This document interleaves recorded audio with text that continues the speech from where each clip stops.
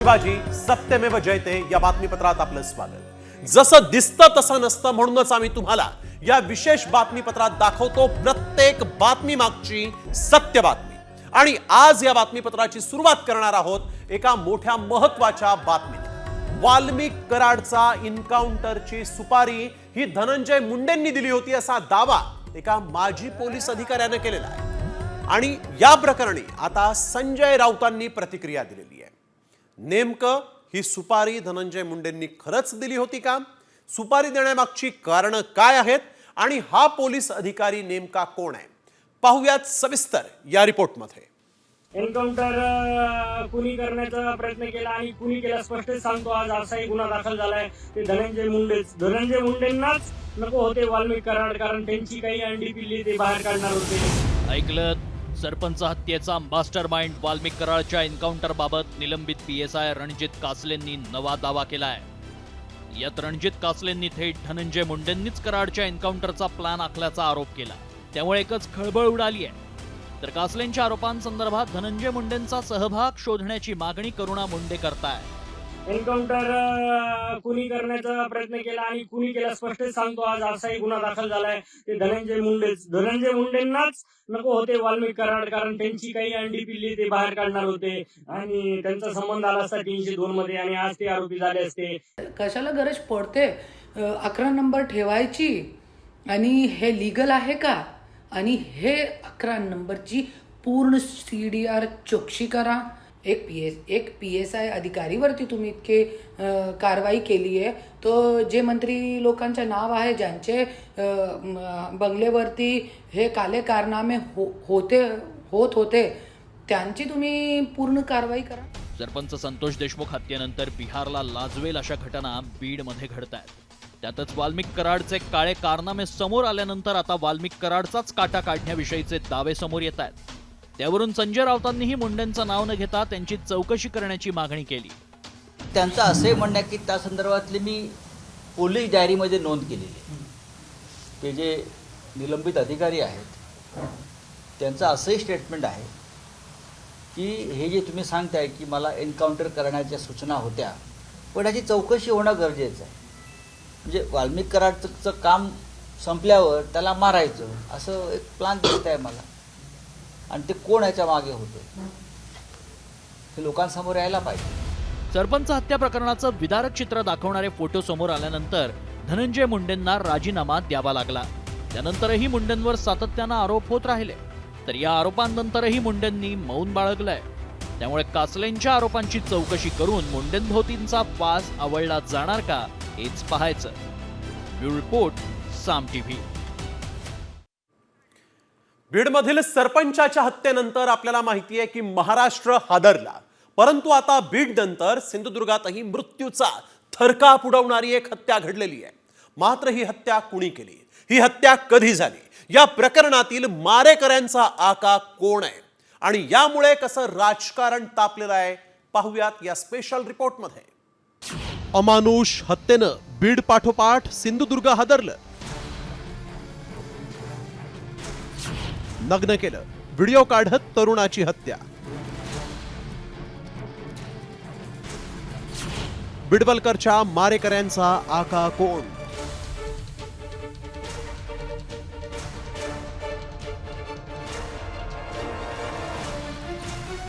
सरपंच संतोष देशमुखांच्या क्रूर हत्येनं महाराष्ट्र हादरला। ही घटना ताजी असतानाच सिंधुदुर्गच्या कुडाळमधून आणखीन एक संतापजनक प्रकार समोर आलाय। सिद्धेश शिरसाट आणि त्याच्या साथीदारांनी सिद्धिविनायक बिडवलकरचं अपहरण करून अत्यंत मानुषपणे हत्या केली। त्यामुळेच सिंधुदुर्गची अवस्था बीडपेक्षा भीषण असल्याचा आरोप ठाकरे गटाच्या वैभव नाईकांनी केला। फक्त 22,000 रुपये त्यांनी दिले नाहीत म्हणून त्याला नग्न करून मारहाण करून त्याचा हत्या करण्यात आली, आणि ही हत्या 2 वर्षापूर्वी केली होती। आणि त्याच दरम्यान जे मुख्य आरोपी आहे सिद्धेश शिरसाट हे शिंदे सेनेमध्ये प्रवेश केला, आणि कालच्या लोकसभा विधानसभा निवडणुकीमध्ये 2 वर्षामध्ये हा खून पसला पाहिजे म्हणून तो तिथले स्थानिक आमदार सध्याचे निलेश राणे यांच्याबरोबर कार्यरत होता, आज पण कार्यरत होता, आणि त्याला ते वाचवण्याचा प्रयत्न करत आहेत। सिंधुदुर्ग जिल्ह्यातल्या पोलिसांना ह्या सिद्धेश शिरसाटला वाचवण्यासाठी कोणते फोन आलेत याची सुद्धा तपासणी राज्याच्या गृहमंत्र्यांनी माननीय देवेंद्र फडणवीस मुख्यमंत्री यांनी केली पाहिजे। बिडवलकर हत्या प्रकरणी आरोपींचं पितळ कसं उघडं पडलं पाहूया. मार्च 2023 सिद्धिविनायक उर्फ प्रकाश बिडवलकरचं अपहरण. 9 एप्रिल 2025 जीवे मारण्याच्या उद्देशानं अपहरण झाल्याची नातेवाईकांची तक्रार. 10 एप्रिल 2025 पोलिसांकडून 4 आरोपींना अटक. आरोपी सिद्धेश शिरसाटसह 3 जणांच्या पोलिसांनी मुसक्या आवळल्या. त्यानंतर पोलिसी खाक्या दाखवताच सिद्धेश शिरसाट पोपटासारखा बोलायला लागला. यावेळेस राक्षसी प्रवृत्तीच्या शिरसाटनं बिडवलकरच्या हत्येची कबुलीच दिली. पैशांच्या वादातून बिडवलकरचं अपहरण. बिडवलकरला सिद्धेश शिरसाट यांच्या घरी नेण्यात आलं. शिरसाटनं बिडवलकरला नग्न करत मारहाणीचा व्हिडिओ बनवला. मारहाणी दरम्यान बिडवलकरचा मृत्यू. मृत्यूनंतर बिडवलकरचा मृतदेह सातारडा जंगलात जाळला. राख पोत्यात भरून नष्ट केली आणि हाडं नदीत फेकली. अंगाचा थरकाप उडवणाऱ्या हत्येनंतर संतापलेल्या संजय राऊत यांनी सिंधुदुर्गच्या कायदा सुव्यवस्थेवर बोट ठेवलंय. तर निलेश राणेंनी वैभव नाईकांच्याच चौकशीची मागणी केली. ही वाल्मिकी कराडच्या बीडच्या घटनेपेक्षाही संतोष देशमुख पेक्षाही भयंकर आहे आणि कदाचित आम्हाला सगळ्यांना कोकणात त्यासाठी दौरा करावा लागला. एक निर्घृण खून झालेला आहे. आतापर्यंत त्या जिल्ह्यामध्ये 27 खून झालेले आहेत. त्याच्यामध्ये 9 खुनी आमच्या शिवसैनिकांचे आहेत आणि ह्यांचा आका कोण आहे? जेव्हा ही मर्डर केस घडली, जेव्हा ही 2 वर्षापूर्वीपासून ही केस पेपरामध्ये येते, तर 2 वर्षापूर्वी सिद्धेश शिरसाट तो उबाटामध्येच होता, वैभव नाईकांबरोबरच होता. उलट वैभव नाईकांनी सांगितलं पाहिजे बॉडी कुठे आहे. हे असं असलं तरी इतक्या अमानुषपणे हत्या करण्याचं धाडस येतं कुठून? अशा हैवानी वृत्तीच्या आरोपींना 2 वर्षांपर्यंत अभय कुणी दिलं? या सिंधुदुर्गमधील आरोपींचा आका नेमका कोण आहे याचा शोध घेऊन आरोपींपाठोपाठ त्यांना पाठीशी घालणारं पोलीस प्रशासन आणि त्यांच्या आकाच्याही मुसक्या आवळण्याची गरज आहे. विनायक वंजारेसह ब्युरो रिपोर्ट, साम टीव्ही न्यूज, सिंधुदुर्ग. तर बीड आणि सिंधुदुर्गच्या या दोन्ही घटना पाहून खरं तर महाराष्ट्रातील कायदा सुव्यवस्थेवर प्रश्नचिन्ह उपस्थित होत आहे असं म्हटलं तर चुकीचं अजिबात ठरत नाही. वळूया पुढील बातमीकडे. शिवप्रतिष्ठानचे संस्थापक संभाजी भिडे यांच्यावर कुत्र्यानं हल्ला केला आहे. कुत्र्यानं हल्ला करत त्यांच्या पायाला चावा घेऊन जखमी केलेला आहे. शासकीय रुग्णालयामध्ये संभाजी भिडेंवर उपचार करण्यात आले. रात्री 11च्या सुमारास एका जेवणाचा कार्यक्रम आटपून ते घरी जात होते आणि त्याच वेळेस कुत्र्यानं त्यांच्यावर हल्ला करून त्यांना जखमी केला आहे. दरम्यान संभाजी भिडे यांची प्रकृती उत्तम आहे. त्यांच्यावर रात्री उपचारही करण्यात आलेले आहेत. कोणत्याही अफवांवर विश्वास ठेवू नका असं आवाहन शिवप्रतिष्ठानच्या वतीनं करण्यात आलेलं आहे.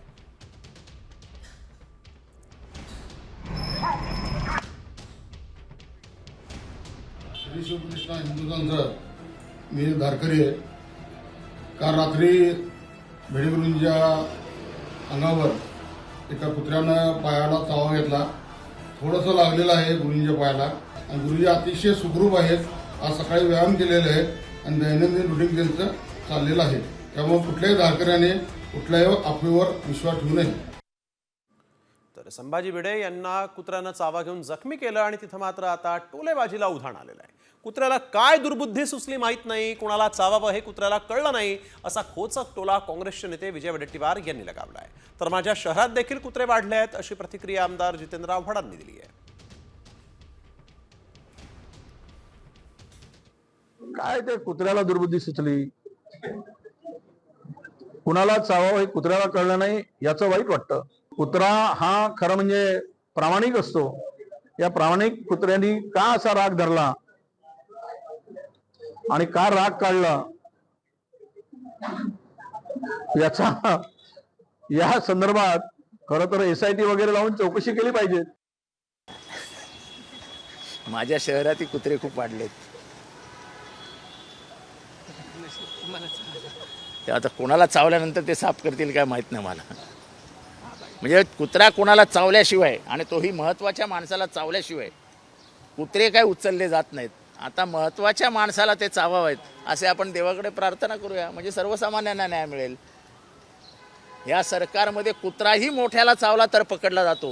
हे सरकारचं म्हणजे कार्य करण्याची पद्धत चांगली आहे. दरम्यान आता सांगलीमध्ये भटक्या कुत्र्यांना पकडण्याची मोहीम वेगानं सुरू झालेली आहे. ज्या ठिकाणी संभाजी भिडे यांना कुत्र्यानं चावा घेऊन जखमी केलं त्याच परिसरात महापालिकेकडून कुत्रे पकडण्याची मोहीम राबवण्यात आलेली आहे। त्याचबरोबर शहरातल्या विविध भागात देखील आता महापालिकेकडून कुत्रे पकडण्यात येत आहेत। सांगलीमध्ये मात्र संभाजी भिडेंना कुत्रा चावल्यानंतर कुत्रे पकडण्याच्या मोहिमेला वेग आलेला आहे आणि सार्वजनिक ठिकाणी असणारे हे मोकाट कुत्रे जे आहेत ते पकडण्यात आलेले आहेत, परंतु कुत्रे देखील यावेळेस जीव वाचवून पळताना पाहिले।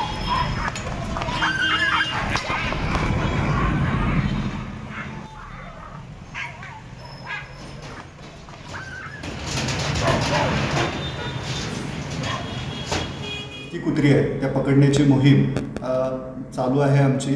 त्याचप्रमाणे जी कुत्री पकडली जातात तर त्यांची नसबंदी करणे आणि त्याचे लसीकरण करण्याचे काम या ठिकाणी आम्ही करत आहोत।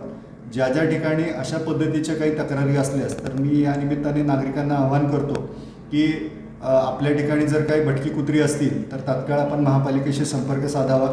या ठिकाणी तात्काळ ती कुत्री पकडली जातील आणि त्यांची नसबंदी करून त्यांचे लसीकरण करण्याचे काम महापालिका प्रशासनामार्फत आम्ही करत आहोत। तर वळूया पुढील बातमीकडे। महायुतीतील धुसफूस जी आहे ती थेट शहांच्या दारी गेली, मात्र शहांनीच शिंदेंना सुनावल्याचं समोर आलं। मात्र हा दावा कोणी केला आणि महायुतीत कोणत्या मुद्द्यावरून धुसफूस सुरू आहे, पाहूयात सविस्तर या स्पेशल रिपोर्टमध्ये। शिंदेंची शहांकडे दादांची तक्रार।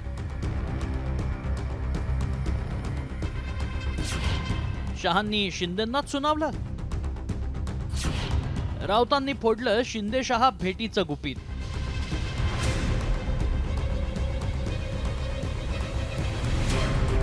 महायुती सरकारमध्ये पालकमंत्री पद, निधी वाटप, फाईल्सची अडवणूक यावरून धुसफूस सुरूच आहे। त्या पार्श्वभूमीवर उपमुख्यमंत्री एकनाथ शिंदेंनी थेट अमित शहांपुढे अजित पवारांच्या तक्रारींचा पाढा वाचलाय। मात्र या तक्रारींनंतर शहांनी शिंदेंनाच सुनावल्याचा गौप्यस्फोट संजय राऊतांनी केलाय। मिस्टर अजित पवार हे जरी बोलत नसले तरी त्यांना सुद्धा त्या चिंतेने ग्रासलेलं आहे। अमित शहा यांच्याकडे तक्रार केली, कोणी केली? एकनाथ शिंदे यांनी। अमित शहाने याच्यावरती एकनाथ शिंदेला काय उत्तर दिलं हे माझ्याकडे आहे। काय म्हणाले ते जर लोकांसमोर आलं तर मला असं वाटतं की या राज्याचं चित्र स्पष्ट होतं। महायुतीचं सरकार आल्यापासून शहकाटशहाचं राजकारण रंगलंय। त्यातच रायगड आणि नाशिकच्या पालकमंत्री पदाला स्थगिती दिल्यानं हा वाद चव्हाट्यावर आलाय, तर सत्तेतील दुसऱ्या क्रमांकासाठीही हा संघर्ष कायम आहे। त्यातच गेल्या काही दिवसापासून महायुतीत शिंदे गटाची कोंडी करण्याचं काम सुरू झालंय, तर अजित पवारांच्या राष्ट्रवादीला सरकारमध्ये झुकतं माप दिलं जात असल्याची चर्चा आहे। मात्र सूत्रांच्या माहितीनुसार महायुतीत अंतर्गत संघर्ष कसा सुरू आहे पाहूया। शिंदे गटाच्या फाईल्स दादांनी रोखल्याची चर्चा आहे। रायगडच्या पालकमंत्री पदावरून शिंदे दादांमध्ये रस्सीखेच सुरू आहे। शिंदे गटाला निधी वाटपात सापत्न वागणूक दिली जाते। शिंदेंच्या बालेकिल्ल्यात नाईक जनता दरबार घेतायत।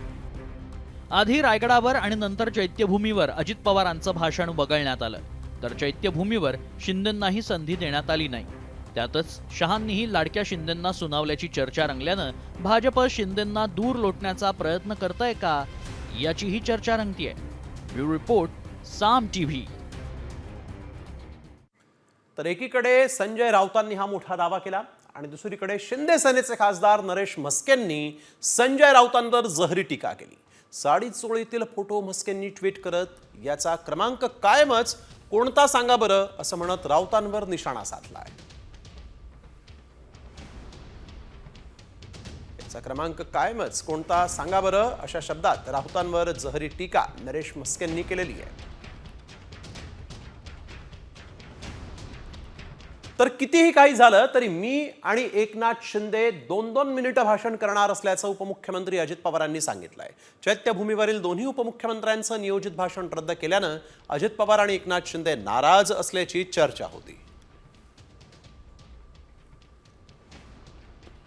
हे इतके फालतूगिरी चाललेली आहे, ह्या संदर्भामध्ये कारण नसताना त्याच्याबद्दल मी आणि एकनाथरावांनी आज ठरवलं, मी एकनाथराव आणि मुख्यमंत्र्यांनी, की इथून पुढं किती घाई गडबड असली तर 2-2 मिनटं का होईना मी आणि एकनाथरावांनी बोलायचं ठरवलेलं आहे। त्याच्यामुळे तुम्हाला आता परत असा मुद्दा मिळणार नाही आम्ही आमच्या वेळेचं गणित बसून त्याबद्दलचा निर्णय घेत असतो. शिवसेना प्रमुख बाळासाहेब ठाकरे यांचा आवाज पुन्हा ऐकू येणार आहे. नाशिकमध्ये शिवसेनेच्या निर्धार शिबिरामध्ये आता चक्क बाळासाहेब ठाकरे आपल्या शिवसैनिकांसोबत संवाद साधणार आहेत आणि त्यामुळे शिवसेना प्रमुखांचा आवाज आता शिवसेनेच्या व्यासपीठावरूनच पुन्हा ऐकू येईल. पण शिवसेनेच्या व्यासपीठावर बाळासाहेब ठाकरे कसे अवतरणार आहेत पाहूयात या स्पेशल रिपोर्टमध्ये.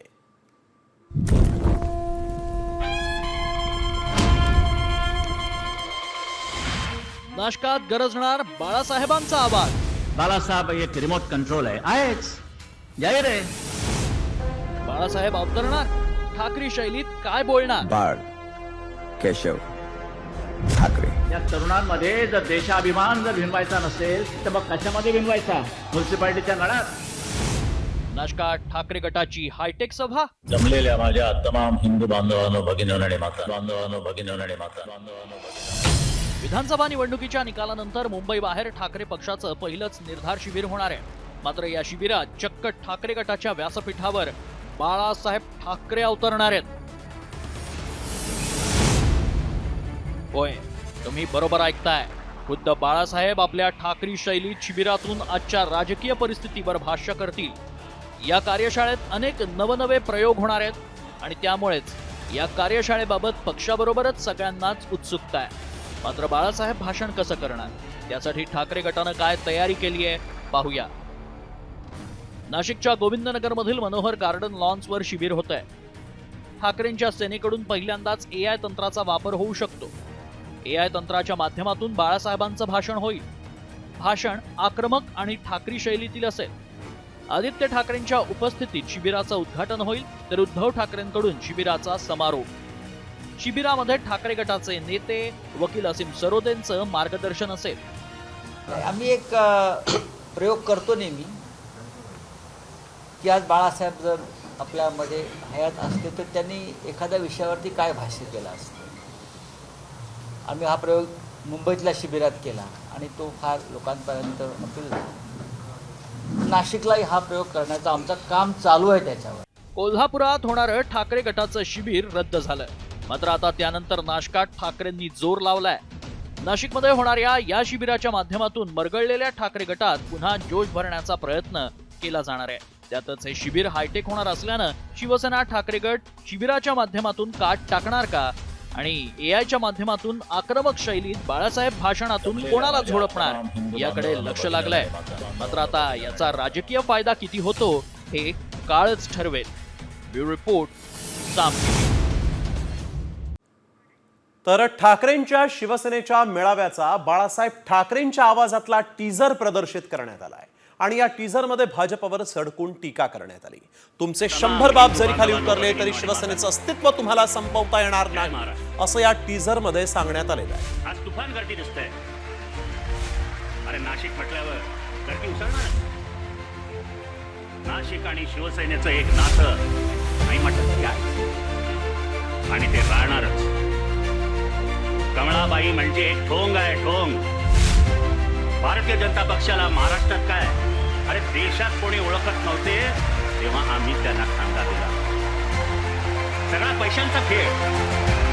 आज हिंदुत्वाचे खरे मारेकरी कोणी असतील तर हेच भाजपवाले. हिंदुत्व ही काही तुमची खासगी मालमत्ता नाही. अरे हिंदूंमध्ये भांडणं लावली जात आहे. जाती पोट जातीत मारामाऱ्या लावून मजा बघतायत. पण एक गोष्ट ठासून सांगतो, तुमचे 100 बाप खाली उतरले तरी शिवसेनेचं अस्तित्व तुम्हाला संपवता येणार नाही.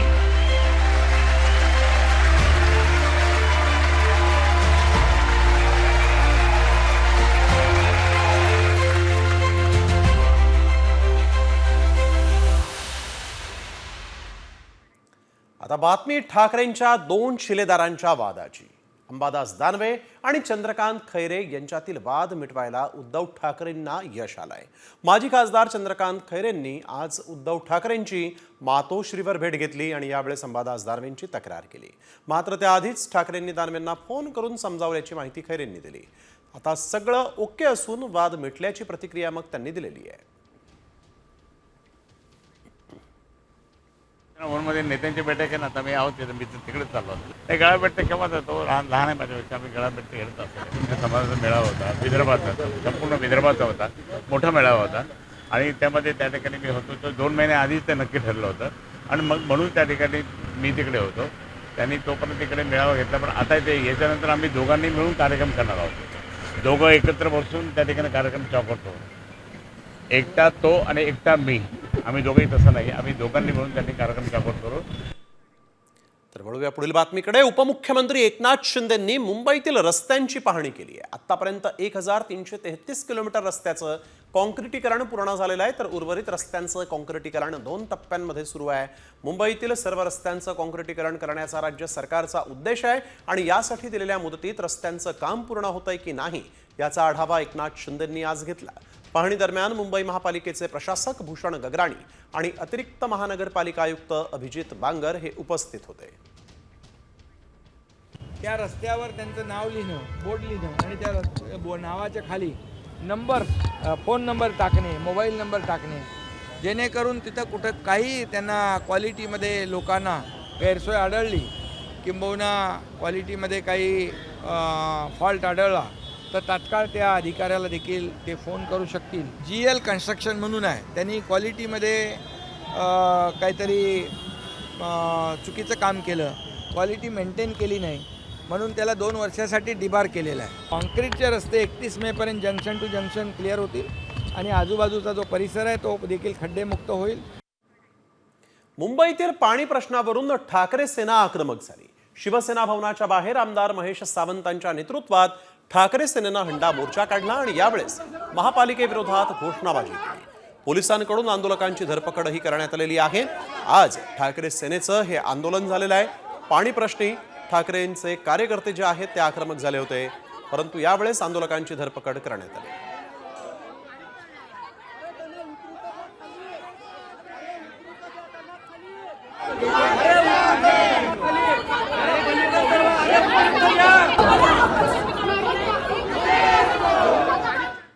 आंतरराष्ट्रीय कुस्तीपंच नितीश काबलिये यांना 3 वर्षांसाठी निलंबित करण्यात आलेला आहे. पृथ्वीराज मोहोळ आणि शिवराज राक्षेच्या कुस्ती सामन्याच्या वेळेस चुकीचा निर्णय दिल्याचा ठपका त्यांच्यावर ठेवण्यात आलेला आहे. महाराष्ट्र राज्य कुस्तीगीर संघाच्या वतीनं काबलियांवर कारवाई करण्यात आलेली आहे आणि याच सामन्यानंतर शिवराज राक्षेनं काबलियांना लाथ मारली होती. 67व्या महाराष्ट्र केसरी कुस्ती अंतिम सामन्यातील निर्णयावरून ही कारवाई करण्यात आलेली आहे.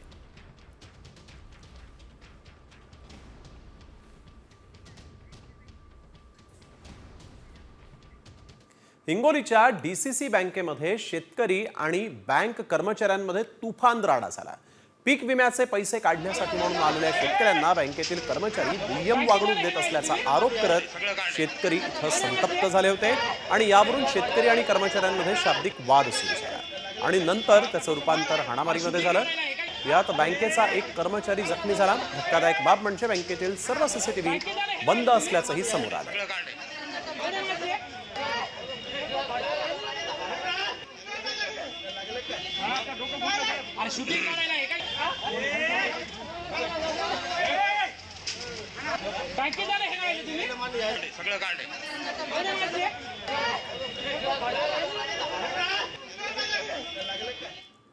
वळूया पुढील बातमीकडे. लाडकी बहीण योजनेसंदर्भात एक मोठी बातमी समोर आली आहे. 8 लाख बहिणींच्या हप्त्यामध्ये कपात केली जाणार आहे.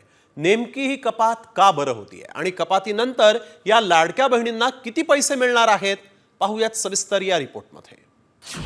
लाडकीला आता 1500 नाहीत तर 500 रुपये. 8 लाख बहिणींच्या हप्त्यात कपात.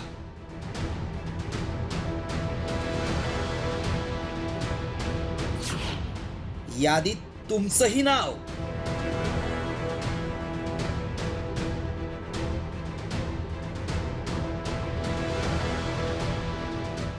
लाडक्या बहिणींच्या अर्जांची छाननी सुरू असतानाच लाडकींचं टेन्शन वाढवणारी माहिती समोर आली आहे. राज्यात 8 लाख लाडक्या बहिणींच्या हप्त्यात कपात होणार आहे. आता महिन्याला हातात 1500 रुपयांऐवजी 500 रुपयेच पडतील, कारण अर्जांच्या छाननीत लाडकींना नमो शेतकरी योजनेअंतर्गत 1000चा सन्मान निधी मिळत असल्याचं समोर आलंय.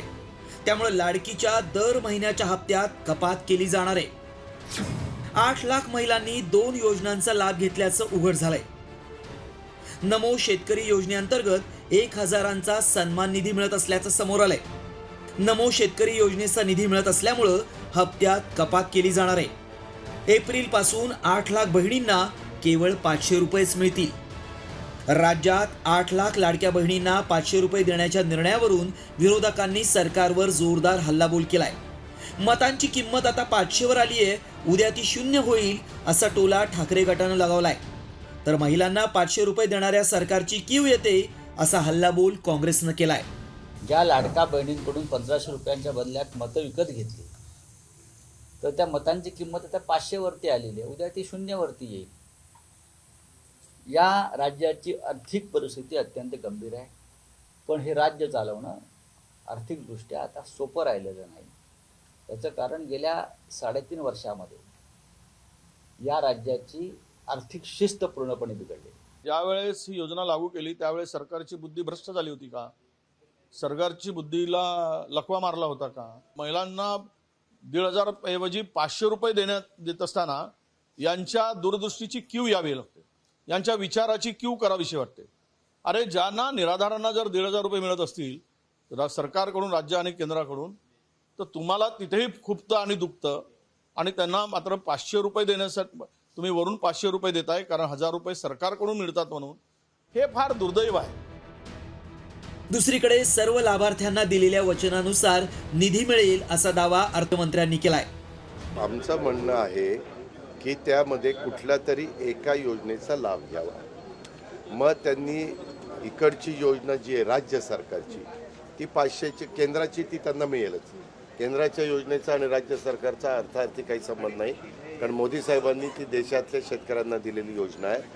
जर असं काही असेल तर ही 500 रुपयाची योजना ती न घेता 1,500 रुपयाचा फायदा म्हणजे लाभ घ्यावा. कुठला लाभ निवडायचा ते ऐच्छिक आपण आमच्या लाडक्या बहिणींवर सोपवलेलं आहे. महायुती सरकार सत्तेवर आल्यानंतर लाडक्या बहिणींच्या अर्जांची काटेकोरपणे पडताळणी केली जातीये. नवीन वर्षाच्या पहिल्या तिमाहीतच सुमारे 15 लाख बहिणींना अपात्र ठरवण्यात आलंय. आगामी महिन्यात ही संख्या आणखी कितीवर जाणार हे पाहणं महत्त्वाचं आहे. ब्युरो रिपोर्ट, साम टीव्ही न्यूज. दरम्यान एकाही पात्र लाडकीला योजनेतून वगळण्यात आलेलं नाही. विरोधकांच्या या अपप्रचाराला माझ्या लाडक्या बहिणी बळी पडणार नाहीत असं मंत्री आदित्य तटकरेंनी ट्विट करून स्पष्ट केलेलं आहे.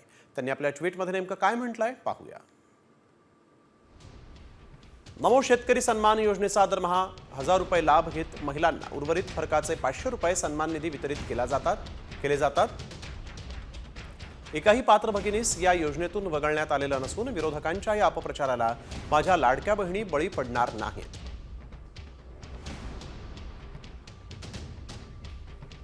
तर आदित्य तटकरे यांनी यावेळेस विरोधकांनी जी टीका केली आहे त्यावर हे ट्विट केलेलं आहे. माझ्या लाडक्या बहिणी विरोधकांच्या अपप्रचाराला बळी पडणार नाहीत असं त्यांनी म्हटलेलं आहे. पुण्यातल्या धायरी भागातील श्री ज्वेलर्सवर प्लास्टिकची बंदूक दाखवत दरोडा टाकण्यात आला. दरोडेखोरांनी ज्वेलर्स मालकाला खेळण्यातील बंदुकीचा धाक दाखवला. 20 ते 25 तोळं सोनं लुटून नेलं आणि या प्रकरणी पोलिसात तक्रार दाखल करण्यात आलेली असून दरोडेखोरांचा आता शोध घेतला जातोय.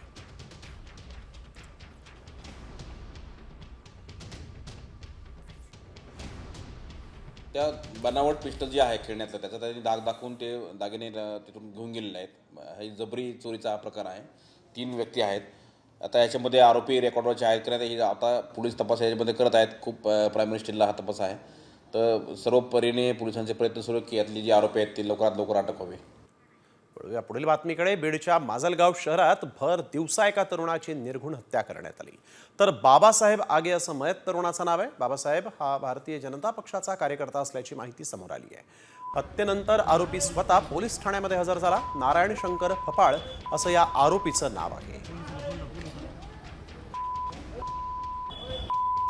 तर आपण बघतोय भर दिवसा अशा पद्धतीनं या आरोपीनं या व्यक्तीला संपवलेलं आहे. बीडमधली गुंडगिरी मात्र काही केल्या थांबायचं नाव घेत नाही असं म्हटलं तरी चुकीचं ठरणार नाही.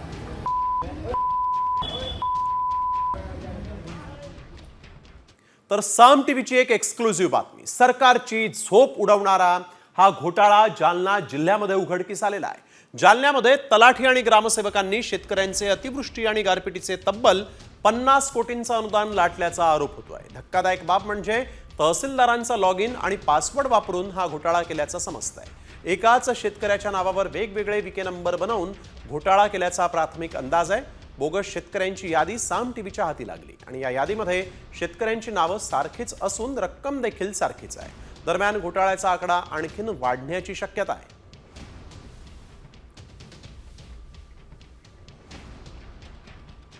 मध्ये पीक अनुदानाच्या बाबतीमध्ये काही तक्रारी प्राप्त झालेल्या होत्या. त्या तक्रारीच्या प्राथमिक तपासणीमध्ये ह्या गोष्टी लक्षात आलेल्या. काही ठिकाणी डुप्लिकेशन झालेलं आहे, काही ठिकाणी बोगस अशा याद्या जोडून अनुदान उचललेले आहेत. ही जेव्हा तक्रार प्राप्त झाली त्या अनुषंगाने जानेवारी महिन्यामध्ये जिल्हाधिकारी महोदयांनी एक त्रिस्तरीय समिती गठीत केलेली आहे, ज्याच्यामध्ये सहाय्यक जिल्हाधिकारी पुलकित सिंग, त्याचबरोबर EGS deputy collector Manish Dandge आणि नायब तहसीलदार लोणावत मॅडम, ही त्रिस्तरीय अशी समिती आहे ती या घटनेची चौकशी करत आहे. तर नेमका हा घोटाळा कसा झाला पाहूयात. शेतकऱ्यांचं अतिवृष्टी आणि गारपिटीचं 50 कोटींचं अनुदान तलाठी ग्रामसेवकांनी लाटल्याचा आरोप आहे. तहसीलदारांचा लॉग इन आणि पासवर्ड वापरून हा घोटाळा झाल्याचा संशय आहे. एकाच शेतकऱ्याच्या नावावर वेगवेगळे विके क्रमांक बनवून घोटाळा करण्यात आला. जिल्हाधिकाऱ्यांनी नेमलेल्या त्रिस्तरीय समितीकडून घोटाळ्याची चौकशी सुरू झाली. अंबड घनसावंगीतील 80 गावांनी तपासणी त्यांची पूर्ण झालेली आहे. जिल्ह्यातील इतरही गावांची तपासणी करणार असल्याचं आता कळत आहे.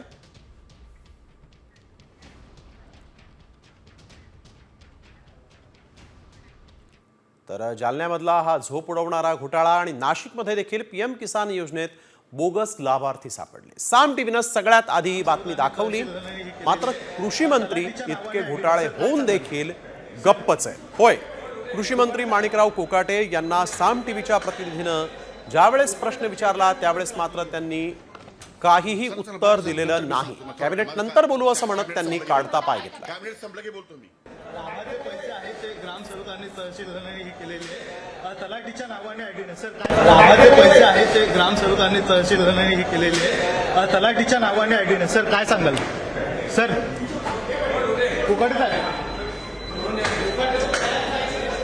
उघडत शेतकऱ्यांचे पैसे लागलेले.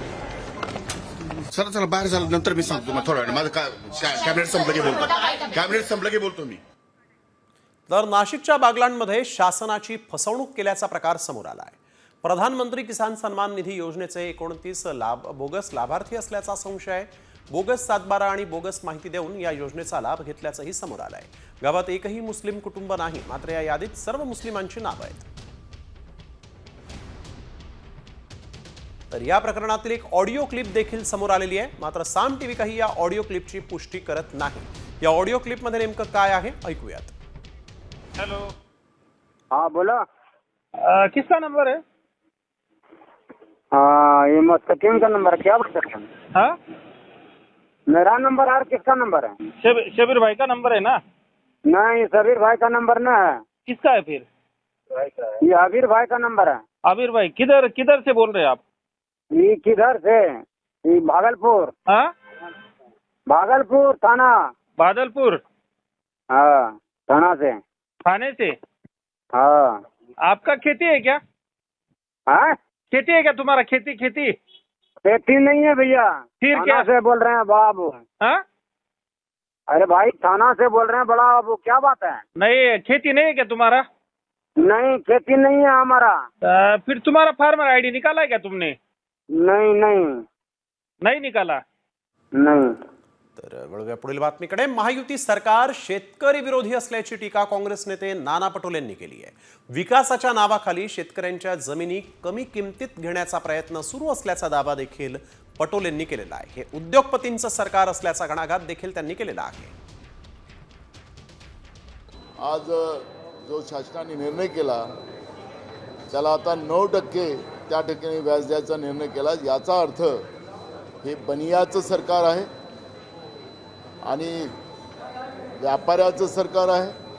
हे सरकार उद्योगपत्यांचं आहे आणि असं एक मन आहे की जिथला राजा व्यापारी तिथली जनता भिकारी. आणि त्याच पद्धतीनं आज महाराष्ट्रामध्ये व्यापारी लोक या सत्तेमध्ये बसलेले आहेत. जनतेला कसं लुटता येईल, शेतकऱ्याला कसं लुटता येईल, त्यावरचा यांचं काम चाललेलं आहे. देशातील शेतकऱ्यांसाठी एक चांगली बातमी असून यंदा सरासरीपेक्षा जास्त पाऊस पडण्याची शक्यता आहे. भारतीय हवामान खात्यानं देशामध्ये 105% इतका पाऊस पडेल असा अंदाज व्यक्त केला आहे. यंदा मान्सूनवर अल निनोचा धोका नसल्यामुळे देशात चांगला पाऊस पडणार असं हवामान खात्यानं सांगितलेलं आहे. तर हवामान विभागानं नेमका काय अंदाज व्यक्त केलेला आहे पाहूयात. देशात यंदा सरासरीच्या 105% पाऊस पडणार आहे. यंदा मान्सूनवर अल निनोचा धोका नसल्यानं चांगला पाऊस पडेल. मान्सून 1 जूनला केरळच्या किनाऱ्यावर धडकणार. त्यानंतर 7 ते 8 दिवसांनी मान्सून मुंबईच्या किनाऱ्यावर धडकण्याचा अंदाज आहे. मान्सूनचा पहिला अंदाज पावसाळ्याच्या तोंडावर आणखीन एक अंदाज येणार आहे. तर विदर्भ, मध्य महाराष्ट्रासह मराठवाड्यामध्ये अवकाळी पावसाची शक्यता आहे. धाराशिव, लातूर, नांदेडमध्ये पावसाचा इशारा देण्यात आलेला आहे. दुसरीकडे विदर्भाच्या काही भागांमध्ये विजांसह अवकाळीचा अंदाजही व्यक्त करण्यात येतोय. दरम्यान पावसाला पोषक हवामान आणि ढगाळ वातावरणामुळे राज्याच्या कमाल तापमानात चढ उतार सुरूच आहेत. दुपारी उन्हाच्या झळा आणि रात्री उकाडा मात्र कायम आहे.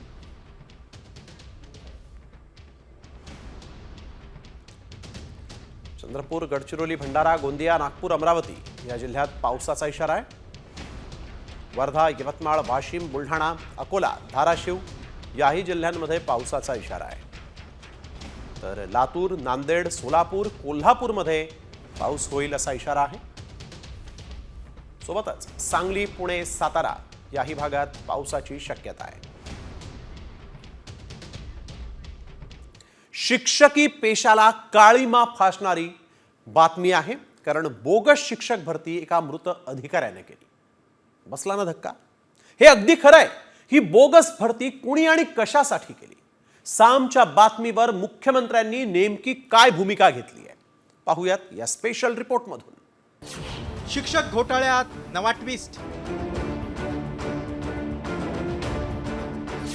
शिक्षक घोटाळ्यात मृत अधिकाऱ्याची एंट्री.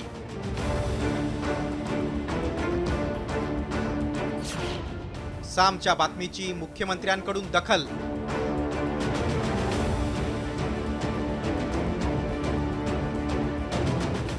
साम टीव्हीनं 580 बोगस शिक्षक भरतीचा घोटाळा उघड केला आणि शिक्षण क्षेत्रात एकच खळबळ उडाली. आता या प्रकरणात नवा ट्विस्ट आलाय. या घोटाळ्यात सोमेश्वर नेताम नावाच्या मृत शिक्षण अधिकाऱ्याची एंट्री झाली. ते मरण पावल्यानंतर सुद्धा मागच्या तारखेमध्ये त्यांच्या सहीच्या मान्यता संस्था चालकांनी आणि शिक्षण विभागाच्या अधिकाऱ्यांनी काढल्या, त्या ऑपरेट केल्या, त्यानुसार शालार्थ ID झाल्या आणि त्या शिक्षकांच्या नावाने वेतनसुद्धा उचलल्या गेलं. एवढंच नाही तर मृत सोमेश्वर नेताम याच्या सहीनं 580 बोगस शिक्षक आणि शिक्षकेतर कर्मचाऱ्यांची नियुक्ती करत त्यांना वेतनही सुरू केलं. तर नागो गाणारांनी या घोटाळ्याची मोडस ऑपरेंडीज मांडलेली. मृत शिक्षण अधिकाऱ्याची सही वापरून शिक्षक भरती झाली. 2016 पूर्वीची नियुक्ती दाखवून बनावट शालार्थ ID बनवला. 2016 ते 2024 दरम्यान बोगस सहीद्वारे बोगस शिक्षक भरतीचा आरोप आहे. प्रत्यक्षात नियुक्ती 2 वर्षांनी करण्यात आली. बोगस शिक्षकांचे पगार सुरू करण्यात आले. या नियुक्तीसाठी 35 लाख रुपयांचा रेट होता. सामच्या दणक्यानंतर पोलीस यंत्रणा अंग झटकून कामाला लागली. तर या प्रकरणात आतापर्यंत बोगस मुख्याध्यापक पराग पुणके, शिक्षण उपसंचालक उल्हास नरड, अधीक्षक निलेश मेश्राम, उपनिरीक्षक संजय दुधाळकर आणि वरिष्ठ लिपिक सूरज नाईक या 5 जणांच्या मुसक्या आवळण्यात आल्या. दरम्यान चौकशीत निलेश मेश्रामनं स्वतःच्या पत्नीलाही थेट मुख्याध्यापक बनवल्याचं समोर आलंय. या प्रकरणात वडेट्टीवारांनी सरकारवर गंभीर आरोप केलाय. तर माजी आमदार नागो गाणार यांनी घोटाळ्याची व्याप्ती संपूर्ण राज्यभर असल्याची शंका व्यक्त केली आहे. चौकशी अहवाल आल्यानंतर जे काही दोषी असतील त्यावर कारवाई करायची आत्तापर्यंत पद्धत होती. पण डायरेक्ट पोलिसांनी या उच्चपदस्थ अधिकाऱ्याला हात घातला कारण खालचं सगळ्यांचं पाप लपवायचं होतं, हा त्यामागचा उद्देश होता. SIT चौकशीद्वारे SIT नेमून या प्रकरणाची चौकशी केल्या गेलीच पाहिजे, तर आणि तरच या विषयाला न्याय मिळू शकतो. नागपूर जिल्ह्यातच 1500 ते 2000च्या जवळपास प्रकरणं आहेत, माध्यमिक, उच्च माध्यमिक आणि प्राथमिक मिळून. आता याच प्रमाणात जर विचार केला तर राज्यातल्या प्रत्येक जिल्ह्यात अशी प्रकरणं निघतील, म्हणजे हजारोच्या संख्येत ही प्रकरणं असावी. अखेर साम टीव्हीच्या बातमीची मुख्यमंत्र्यांनी दखल घेत या घोटाळ्याच्या चौकशीचे आदेश दिलेत. त्यामुळे 580 बोगस शिक्षकांच्या नियुक्त्या रद्द केल्या जाण्याची शक्यता आहे. आता हे प्रकरण फक्त नागपूरपुरतं मर्यादित आहे की या शिक्षक घोटाळ्याची पाळंमुळं राज्यभर पसरली आहेत याचा शोध घ्यायला हवा. कारण एकट्या नागपूरमध्ये बोगस शिक्षकांची संख्या 580 असेल तर याची पाळंमुळं किती खोलवर गेली असतील. या राज्याची शिक्षण व्यवस्था बोगस शिक्षकांच्या हाती तर नाही ना, असा प्रश्न निर्माण होतोय. पराग ढोबळेसह ब्युरो रिपोर्ट, साम टीव्ही न्यूज, नागपूर. दरम्यान बोगस भरती प्रकरणी वरिष्ठ अधिकारी चौकशी करतायत. ज्यानं चुकीची कामं केलेली आहेत त्यांच्यावर कारवाई केली जाईल असं शिक्षण मंत्री दादा भुसे यांनी सांगितलेलं आहे. मुख्यमंत्री आणि उपमुख्यमंत्र्यांनी या संदर्भात कठोर कारवाईचे आदेश दिल्याचंही दादा भुसे यांनी म्हटलंय.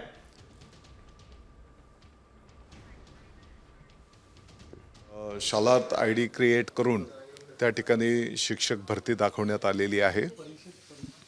मला वाटतं की अहवाल आल्याच्यानंतर सविस्तर माहिती त्या ठिकाणी तुम्हाला देऊ आणि ज्याने कोणी हेच चुकीचं काम केलं असेल त्याच्यावर कठोर कारवाई केली जाईल.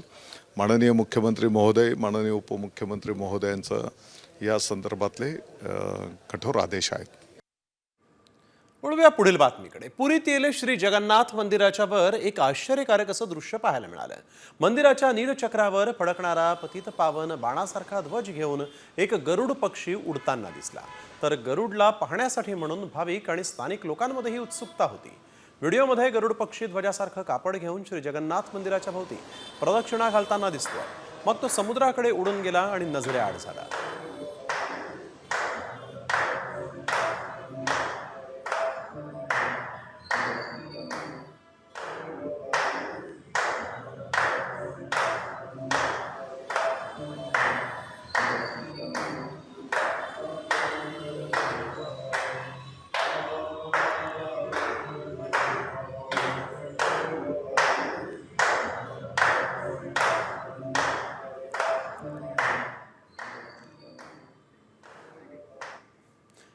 तर वळूया पुढील बातमीकडे. नवी मुंबईतल्या कारच्या व्हिडिओनं काळजाचा ठोका चुकलाय. तुमच्या आमच्यासारखे सगळेच चिंतेत पडलेत. लोकांच्या भावनाशी खेळणारे हे लोक नेमके काय करत होते, असा कोणता व्हिडिओ समोर आलेला आहे पाहूयात सविस्तर या रिपोर्टमध्ये. हृदयाचा ठोका चुकवणारी ही दृश्य. टिकीच्या बाहेर लटकणारा हात, हत्या, अपहरण की हातपात. ही धावती कार पहा.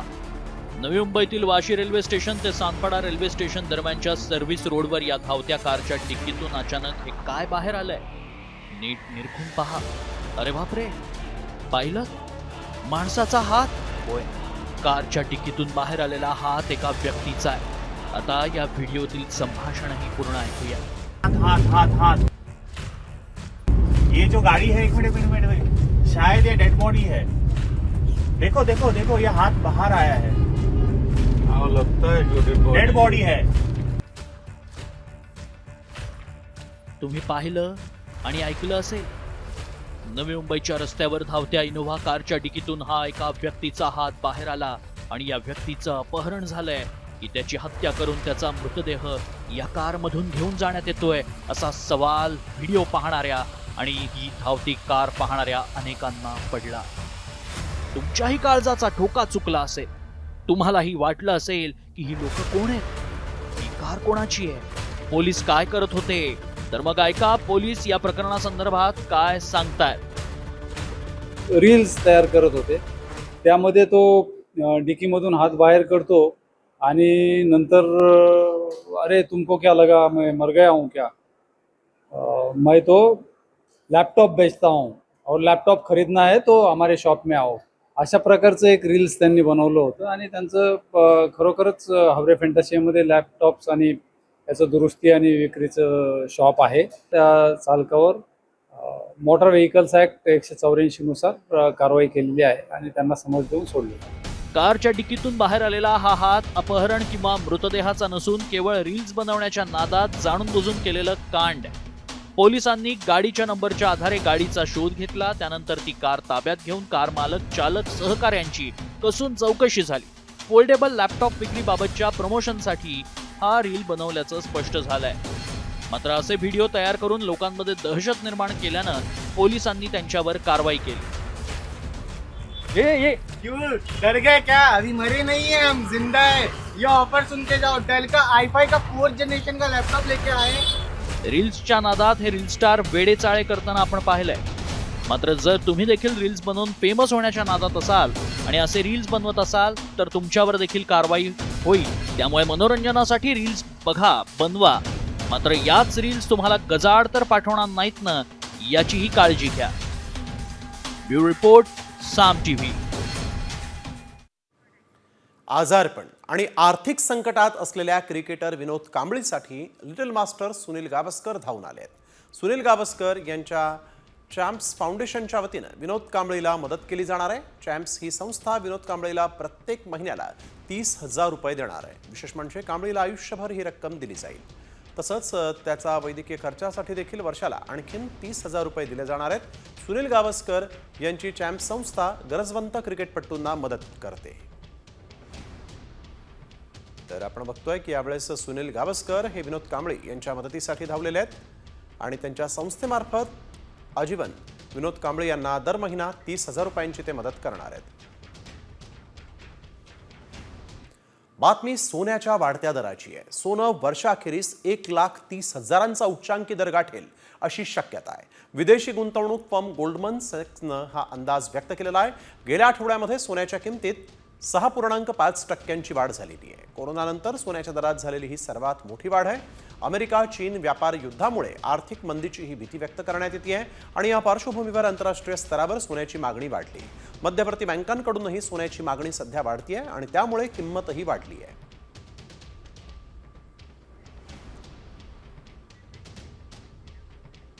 आणि आता पाहूयात व्हायरल सत्य. तुम्ही फ्लॅटमध्ये राहत असाल तर तुमच्या खिशाला कात्री लागणार आहे, कारण तुम्ही भरत असलेल्या मेंटेनन्सवर GST भरावा लागणार आहे. होय, असा दावा करणारा व्हिडिओ व्हायरल होतोय आणि त्यामुळे आम्ही या व्हिडिओची पडताळणी केली. त्यावेळेस काय सत्य समोर आलं पाहूया. ते निर्मला ताईंनी काय म्हटलं म्हणे की जर तुम्ही 7,000च्या वर मेंटेनन्स भरत असाल सोसायटीचं तर त्याच्यावरती 18% GST. अहो ताई, कुठे 100-200 उरतात महिना संपल्यावर आणि ते बी तुम्ही काढून घ्यायचं म्हणतावे. काय सांगायचं तुम्हाला, कुठं कुठं टॅक्स भरायचं? म्हणजे जिथं देतोय आम्ही टॅक्स तिथं पण अजून त्याला टॅक्स लावता का काय? हा व्हिडिओ पाहून तुम्हीही हैराण व्हाल, कारण आता तुम्ही भरत असलेल्या सोसायटी मेंटेनन्सवरही 18% GST आकारला जात असल्याचा दावा करण्यात आलाय. हा व्हिडिओ व्हायरल होतोय. त्यामुळे खरंच असं आहे का? मेंटेनन्सवर GST लावलाय का? याची सत्यता जाणून घेणं गरजेचं आहे. फ्लॅटमध्ये राहणं महागणार.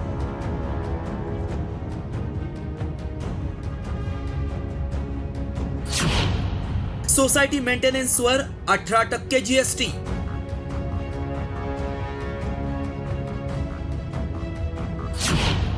व्हायरल व्हिडिओ मागचं सत्य काय?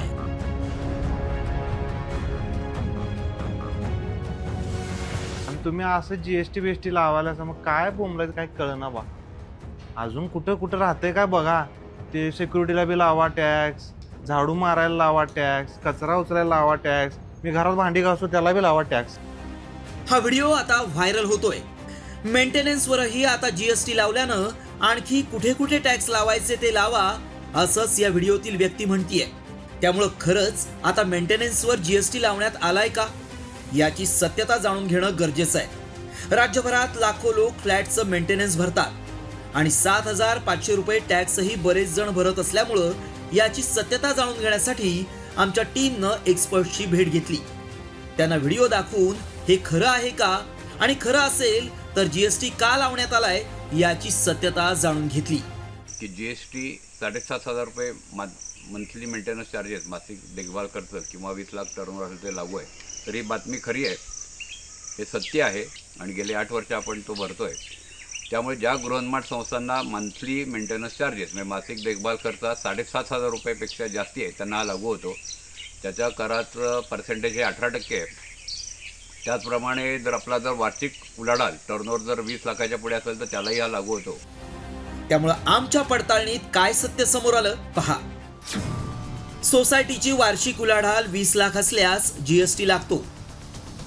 दर महिन्याचा 7,500 मेंटेनन्स असल्यास 18% जीएसटी भरावा लागतो. केंद्र सरकारनं हा टॅक्स लागू केलाय. 2017 मध्ये जीएसटी लागू करण्यात आलाय. सध्या दर महिन्याला 7,500 रुपये मेंटेनन्स भरणाऱ्या व्यक्तीला जीएसटी लागतोय. मात्र सरसकट सगळ्यांनाच हा टॅक्स सध्या लागू नाहीये. मात्र 7,500 रुपये सोसायटी मेंटेनन्स भरणाऱ्यांना जीएसटी लागतो हा दावा आमच्या पडताळणीत सत्य ठरलाय. ब्युरो रिपोर्ट, साम टीव्ही न्यूज.